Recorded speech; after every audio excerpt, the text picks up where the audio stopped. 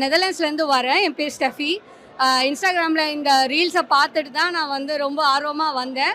But ரொம்ப நல்லா organise பண்ணியிருந்தாங்க. I think special thanks to தலைவர் இந்த இடத்த கொடுத்ததுக்காக லாஸ்ட் மினிட்ல. ஸோ தட் இவ்வளோ பேர் வந்து அக்காமடேட் பண்ண முடிஞ்சது. கண்டிப்பாக வேறு இடத்துல இருந்ததுன்னா கண்டிப்பாக வந்து போலீஸ் வந்திருக்கும் இந்நேரத்துக்கு. I think we need to thank our chief for giving us this place, and it was organized so well.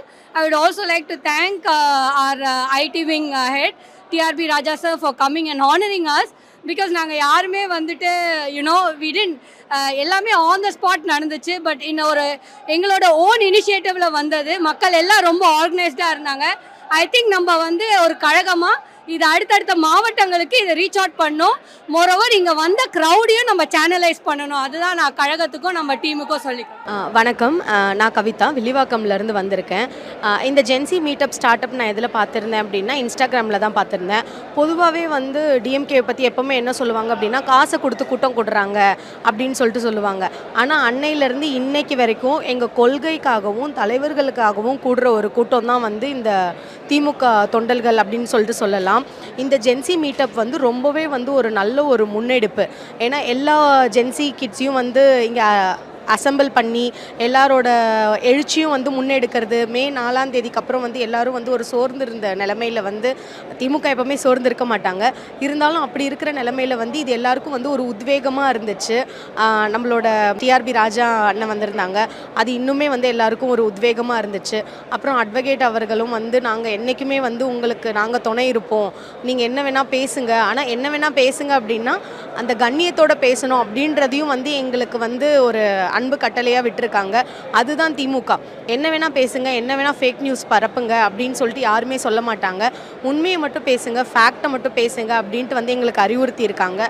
நாங்களும் வந்து இதுக்கு மேலே ரொம்பவே வந்து முனைப்பாக வந்து ஆன்லைனில், இன்ஸ்டாகிராமில், சோஷியல் மீடியாவில் எங்களோட கருத்துக்களை பதிவிட்டுட்டே இருப்போம். கழகத்தை பற்றி நாங்கள் பேசிக்கிட்டே இருப்போம். கழகத்தில் எங்களோட கழக தலைவர்கள் செஞ்சதை வந்து நாங்கள் முன்னெடுத்து சொல்லிக்கிட்டே இருப்போம். தகுந்த ஆதாரத்தோடு சொல்லுவோம். எல்லோரும் மற்றவங்க பரப்புகிற மாதிரி ஃபேக் நியூஸை பரப்பிட்டு இருக்க மாட்டோம். இந்த மீட்டப் வந்து அடுத்தடுத்து நிறைய மாவட்டங்கள்லையும் நடக்கும் அப்படின்னு சொல்லியிருக்காங்க. இது வந்து ரொம்பவே ஒரு நல்ல முன்னெடுப்பு. இதே மாதிரி நிறைய நடக்கணும். நிறைய யங்ஸ்டர்ஸும் வந்து இதுக்கு சப்போர்ட் பண்ணணும். நிறைய ஆர்கனைசர்ஸும் வாலண்டியர்ஸும் முன் வந்து இந்த மாதிரி மீட்டப்ஸ் நடக்கிறதுக்கு நிறையவே சப்போர்ட் பண்ணணும். இது ஒரு புதுவிதமான ஒரு விஷயம். ரொம்பவே வந்து நல்லா போச்சு. இன்னுமே வந்து இது அடுத்தடுத்து நெக்ஸ்ட் லெவலுக்கு கொண்டு போயிட்டே இருக்கணும். தேங்க்யூ. ஜென்சி இளைஞர்கள் எல்லாருக்கும் வணக்கம். இன்றைக்கி வந்து ஜென்சி டிஎம்கே அப்படிங்கிற தலைப்பில் நம்ம கலைஞர் அரங்கத்தில் வந்து ஒரு மீட்டப் நடந்துச்சு.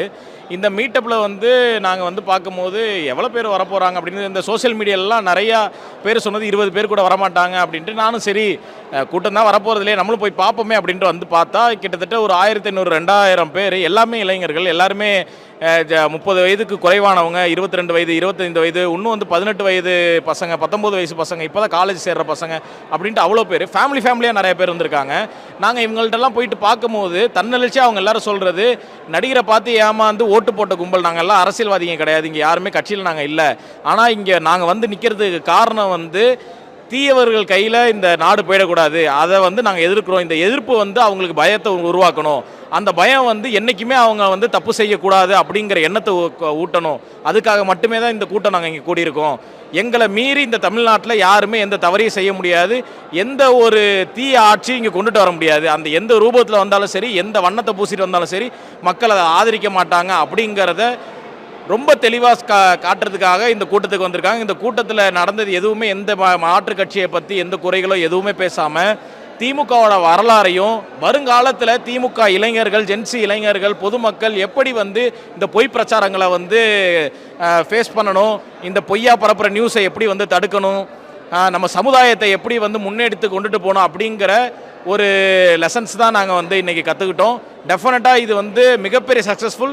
எப்படி வந்து ஒரு புரட்சி ஒரு இடத்துலேருந்து ஆரம்பிக்குமோ, இந்த ஜென்சியோட புரட்சி வந்து இங்கே இன்றைக்கி வந்து கலைஞர் அரங்கத்திலேருந்து ஆரம்பிச்சிருக்கு. டெஃபினட்டாக தமிழ்நாடை இது வந்து நல்ல வழிக்கு கொண்டு போவோம் அப்படிங்கிறத நாங்கள் நம்புகிறோம். வணக்கம், நான் வந்து கிருத்திகா. நான் வந்து பெரம்பூர் தொகுதியிலேருந்து வந்திருக்கேன். இந்த மீட்டிங் வர்றதுக்கு காரணமே என்ன அப்படின்னா, நம்ம டிஎம்கேல நமக்கான என்ன நினைக்கிறாங்கன்னா, ஜென்சியில் யாருமே இல்லை அப்படின்றத நினைக்கிறாங்க. அப்படியெல்லாம் கிடையாது. நாங்களாம் வந்து கொள்கையை கடைப்பிடிச்சி பெரியாரோட கொள்கையில் வாழ்ந்து அண்ணாவோட வழிநடத்தல நடந்து கலைஞரோடைய திட்டங்களை வாங்கி நம்ம ஸ்டாலின் ஐயா அதை ரொம்ப அழகாகவும் வலிமையாகவும் கொண்டு போய் அந்த திட்டங்களை நம்மக்கிட்ட கொண்டு வந்து சேர்த்துருக்காங்க. ஸோ நம்ம மற்றவங்களுக்கும் நம்மளுக்கும் உள்ள வித்தியாசம் அதிகம்.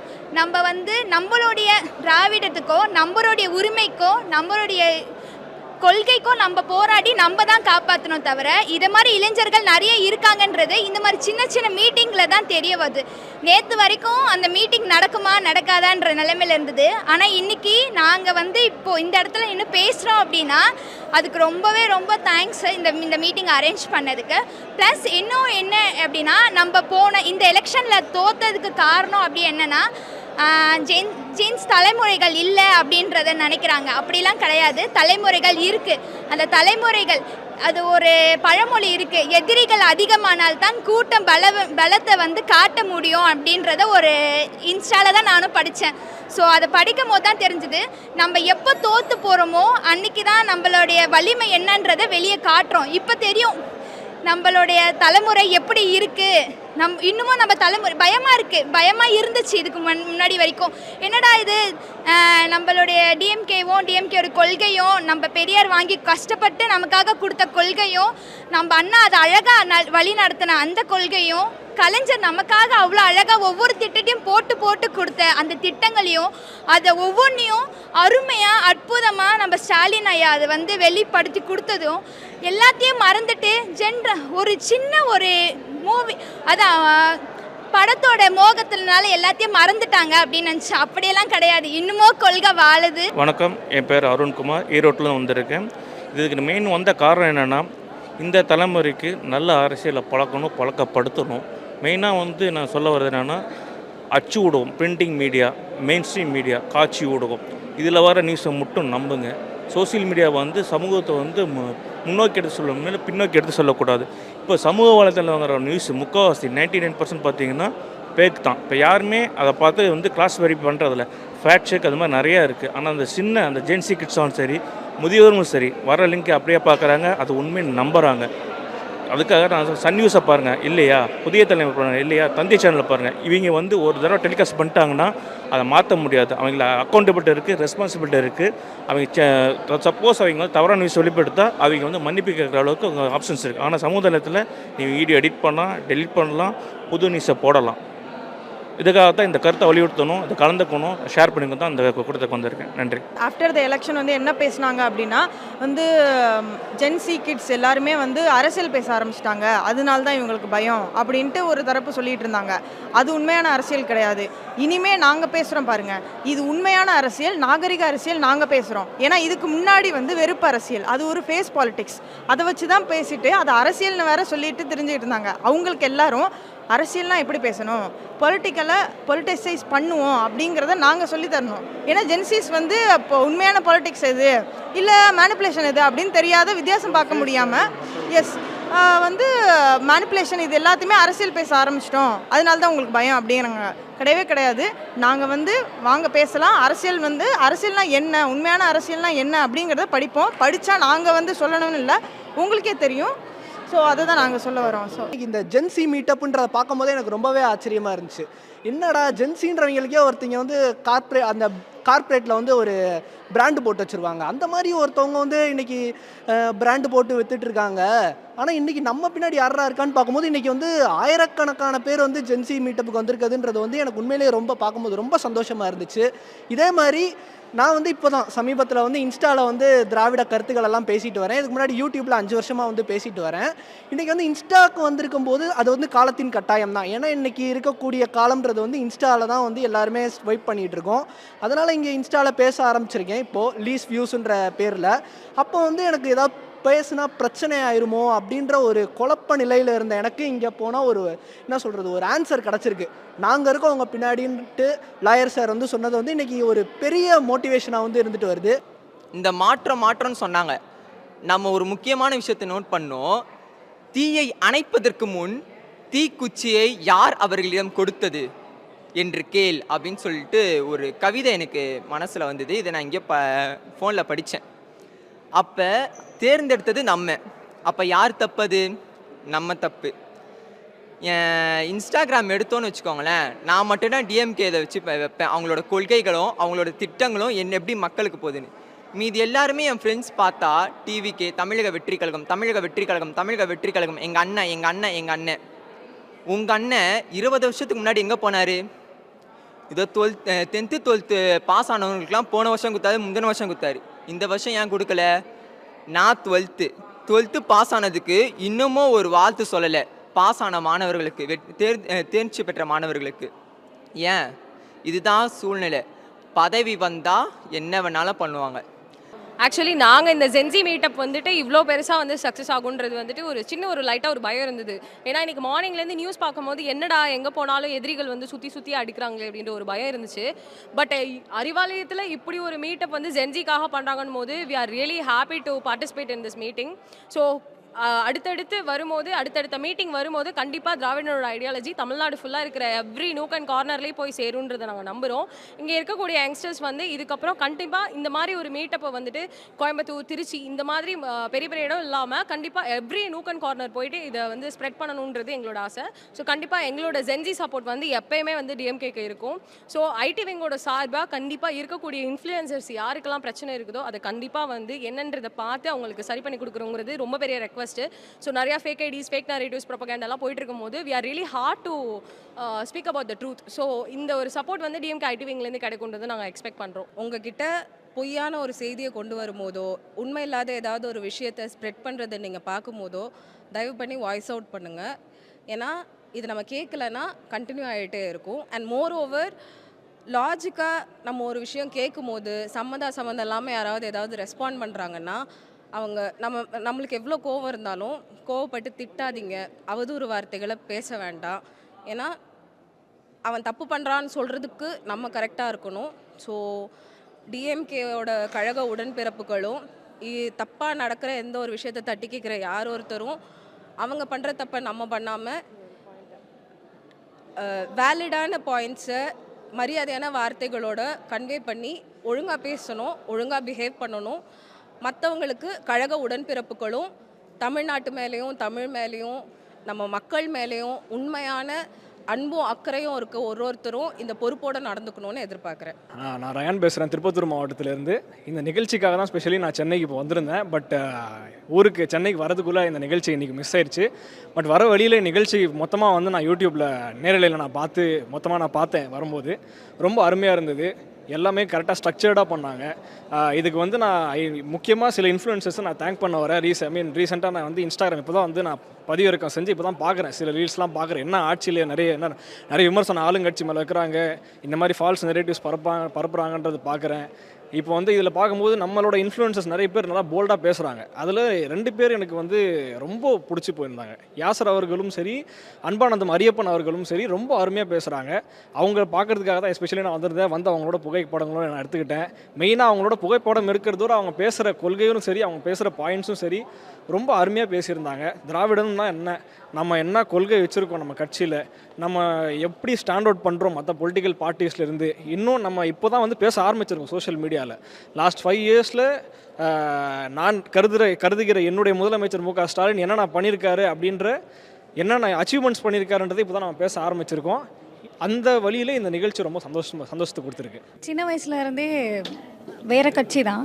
பட் நான் சின்ன வயசுலேருந்தே இந்த காஸ்ட் டிஸ்கிரிமினேஷன்லாம் நான் வீட்டில் பார்த்துருக்கேன். யாராவது வீட்டுக்கு வராங்க, இப்போது வேலை செய்கிற அக்காவுக்கு ஒரு தனி கப்பு இருக்கும், எல்லாருக்குமே அந்த மாதிரி குட்டி குட்டி டிஸ்கிரிமினேஷன் புக்கில் நம்ம பார்த்தது எல்லாமே, அந்த காலத்தில் இருந்தது எல்லாமே நான் பார்த்துருக்கேன். தெருவில் யாராவது வேறு காஸ்ட் வந்தாங்கன்னா துண்டு எடுத்து இடுப்பில் கட்டிட்டு வரணும், இதெல்லாம் பெருமையாலாம் பேசுவாங்க. ஸோ அப்போலேருந்தே அது பிடிக்காது. அண்ட் நான் ஸ்கூலில் படிக்கும் போது கொஞ்சம் தேவையில்லாமல் நல்லா படிச்சிட்டேன் போல், அதனால் அது எல்லாத்துலேயுமே வந்து காஸ்ட்லாம் இருக்காது அது இதுன்னு படித்து எனக்கு அப்படியே டிஎம்கே பிடிக்க ஆரம்பிச்சிருச்சு. அதனால தான் டிஎம்கே பிடிக்கும். அப்புறம் நான் ஃபாலோ பண்ணிகிட்டே தான் இருந்திருக்கேன். பட் ஆக்டிவாக எங்கேயும் பெருசாக பேசினதில்லை. இப்போது இந்த மீட் பார்த்ததுக்கப்புறமா ஓகே, இந்த எலெக்ஷன்ஸ் இவ்வளோ சேஞ்சஸ் இருக்குது, இப்போ இந்த மீட்டெல்லாம் நடக்கும்போது வை நாட் நம்ம ஏன் வந்து நம்மளும் ஒரு பார்ட்டிசிபேட் பண்ணக்கூடாது. ஏன்னா டிஃப்ரெண்ட் ஃபீல்ட்லேருந்து வருவாங்க. நான் என் ஹாஸ்பிட்டல் சைடில் செட்டப்ஸ்லாம் நான் பெருசாக டாக்டர்ஸ் யாரும் அவ்வளோ அன்பயஸ்டாக இல்லை இந்த மாதிரி சனாதனம் எதிர்த்து அந்த மாதிரியெல்லாம் பேசி நான் பார்த்ததில்லை. ஸோ நம்மளும் ஒரு எக்ஸாம்பிளாக இருப்போம் அப்படிங்கிறதுனால எங்களுக்கு வரணும்னு தோணுச்சு. அண்ட் என்ன தான் பீப்புள் யோசிக்கிறாங்க அதையும் தெரிஞ்சுக்கணும், அவங்க மற்றவங்க பாயிண்ட் ஆஃப் வியூ என்ன, ஏன் நிறைய பேருக்கு டிஎம்கே வேணும், அதெல்லாம் பார்க்கணும், தெரிஞ்சுக்கணும். அதுக்காக தான் மெயினாக வந்தோம். அது என்ன புதுசாக இருக்குது, ஜென்சியில் இருக்கவங்களாம் டிஎம்கேன்னு கேட்டால் அப்படி கிடையாது. அரசியல் புரிதல் உள்ள நபர்களுக்கும் அல்லது அரசியல் சார்ந்து புரிதல் வேண்டும் என்று எண்ணிக்கொண்டு இருக்க நபர்களுக்கும் ஒரு தளமாக இதை அமைச்சு கொடுக்கலான்றதுக்காக நடத்தப்பட்ட ஈவெண்ட் தான் இது. இது கட்சி சார்புடையதான்னு கேட்டால் அப்படி கிடையாது. ஆனால் கடைசியில் அப்படி ஆக்கிட்டாங்க அப்படி தான் சொல்லணும். யாருனாலும் வரலாம், அரசியலை புரிஞ்சுக்கலாம். எந்த அரசியல், எந்த தலைவர்கள் இந்த நாட்டுக்காக எல்லாருக்குமான வளர்ச்சிக்காக நிறைய உழைச்சிருக்காங்களோ அவங்கள பற்றி கற்றுக்கலாம். எந்த கொள்கை அதற்கு வழி நினைச்சோ அதை பற்றி வருங்கால தலைமுறையினருக்கு சொல்லலான்றதற்காக இந்த முன்னெடுப்பை அவங்க அருமையாக எடுத்து நிகழ்த்தியிருக்காங்க. நீங்கள் பார்த்துருப்பீங்க, அது ஒரு 30 பேருக்காக செய்யப்பட்ட ஒரு மீட்டிங் தான், ஒரு டிஸ்கஷனாக இருக்க வேண்டியது. இன்றைக்கி சுமார் ஒரு 1000 பேர் சுற்றி உட்கார்ந்து பங்கெடுத்து டிஸ்கஸ் பண்ண ஒரு மிகப்பெரிய ஒரு தளமாக மாறி இருக்கு. நிச்சயமாக மக்களுக்கு அரசியல் அறிவு என்பது நிச்சயமாக அதிகமாகி கொண்டே தான் இருக்கும். அதில் எந்தவித மாற்று கருத்தும் கிடையாது. அப்படி ஆகும் என்பதற்கான அடித்தளமாக முதல் நாதமாக இந்த நிகழ்ச்சி இருக்குது. பாருங்கள், இதை லைவில் பாருங்கள், அதோடைய கிளிப்ஸ் வரும் பாருங்கள். கண்டிப்பாக நம்ம ஒன்றா கற்றுப்போம், ஒன்றா வளருவோம்.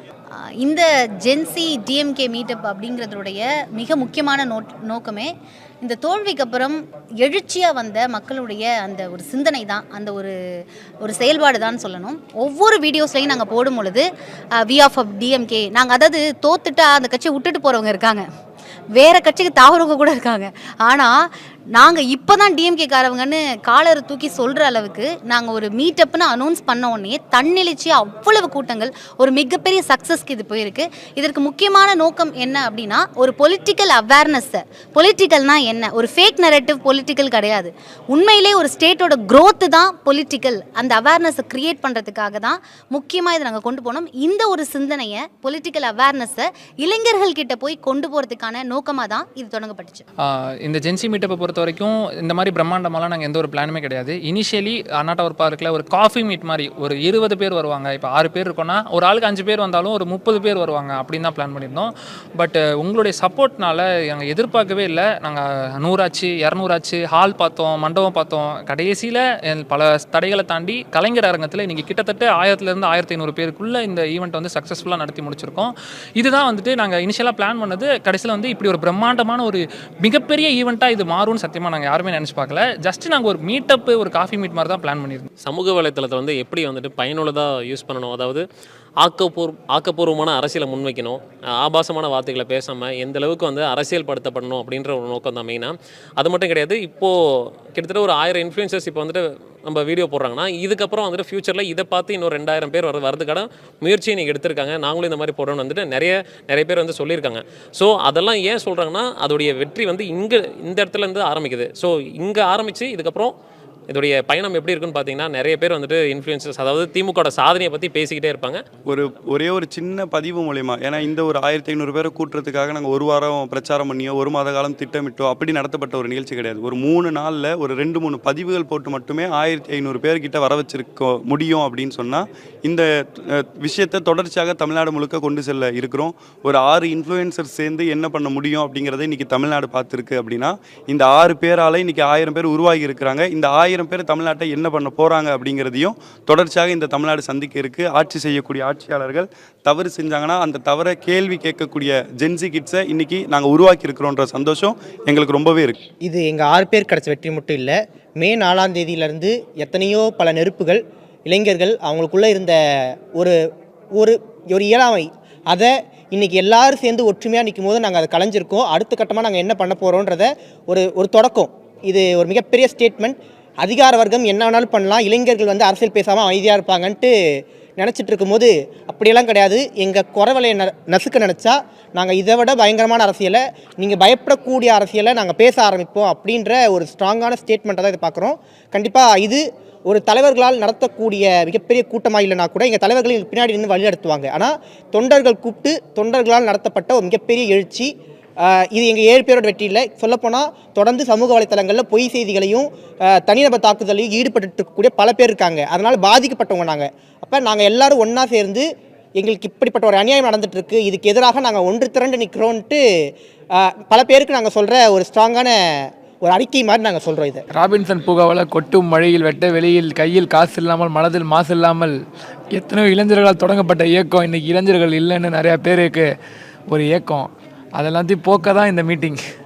எங்ககிட்ட இளைஞர் இருக்கிறாங்க, மாணவர் இருக்கிறாங்க, குழந்தைகளிருந்து வீட்டில் திமுக காரன்னு பெருமையாக சொல்லி தமிழில் பேர் வச்சு வளர்க்குற குடும்பம் தமிழ்நாட்டில் எத்தனையோ இருக்குது. எல்லாம் வீட்டை விட்டு வெளில வராமல் இருந்தாங்க. காரணம் என்னென்னா அவங்கவுங்க குடும்பத்தை பார்த்துக்கிட்டு கல்வியில் சிறந்துட்டாங்க, அவங்கவுங்க வேலையை பார்த்துட்டு இருந்தாங்க. ஆனால் எங்கள் தலைவருக்குன்னு ஒன்று வரப்போ திமுக காரன் களத்தில் இறங்குறான். வீட்டில் இருக்க எல்லா வயசில் எந்த வயசு வித்தியாசமும் எல்லா திமுக காரன் களத்தில் இறங்கி உழைக்க தொடங்கியிருக்கான், மீண்டும் எங்கள் தலைவரை வெற்றி பெற வைக்கிறதுக்காக.